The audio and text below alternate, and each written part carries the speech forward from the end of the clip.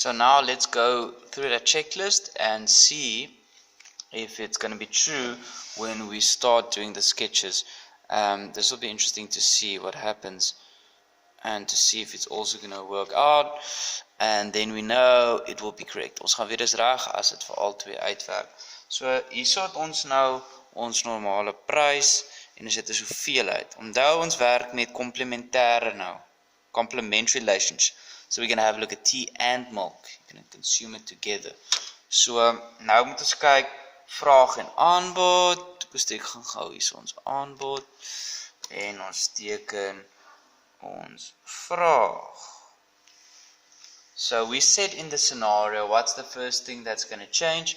We said that there's a higher supply in tea. Supply is going to be the one with a positive relation.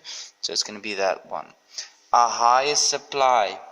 It's not higher because of price, guys. Dis hoër want dit het met ander woorde verander omdat daar verbetering in tegnologie was.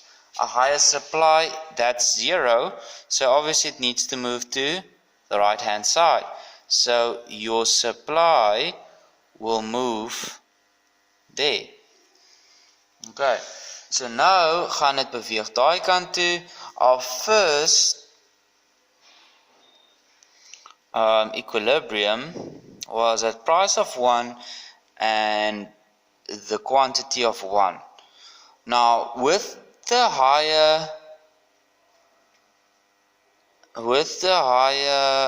supply, ons het gesê met 'n hoër aanbod gaan ons veroorsaak hoër aanbod gaan veroorsaak dat die prys van tea val. The price of tea, did it fall? Yes, it did. Because equilibrium 1 moved to equilibrium 2, your price actually dipped a bit because there's less scarcity.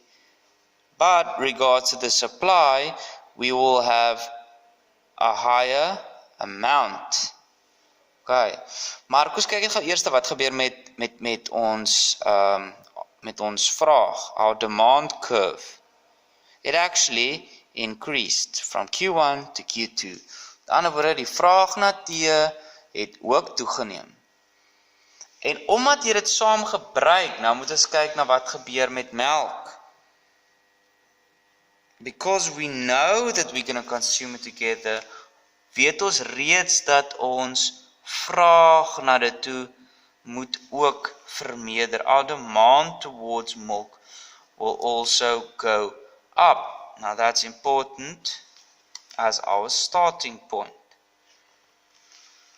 Hierso het ons weer eens ons prys en ons het ons hoeveelheid. We have equilibrium 1 already because this is where the demand and supply meets at price of 1, quantity of 1.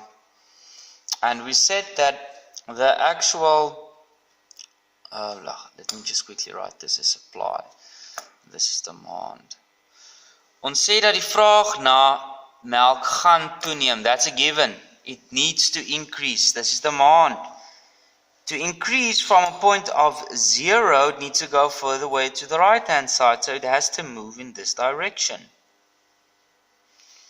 And there will be the new equilibrium 2, and it is definitely at a higher price.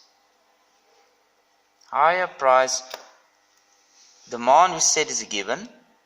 Die prys van melk het ook toegeneem van equilibrium 1 na equilibrium 2 toe.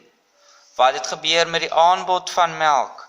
If you look at the quantity of 2, it increased from 1 to 2, so the quantity even of our supply has an increase. Nou onthou, ek het vir julle gesê, as pryse effek het, dan eers is dit net 'n verskywing langs die kurwe.